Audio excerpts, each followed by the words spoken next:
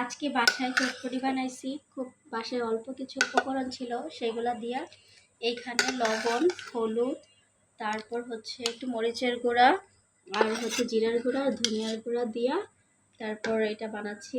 আর বাসায় এখানে পেঁয়াজ দিয়ে দিচ্ছি একটুখানি, আর একটু শসা দিয়ে দিচ্ছি, আর হচ্ছে এই যে শুকনো মরিচ গুঁড়া করে নিছি।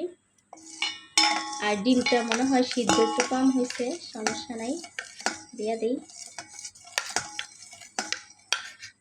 এই যে এখানে মাখিয়ে নিব। আর এখানে তেঁতুল দিয়ে টক বানাইছি। এই যে এখানে একটু টক নিয়ে নিব সাথে।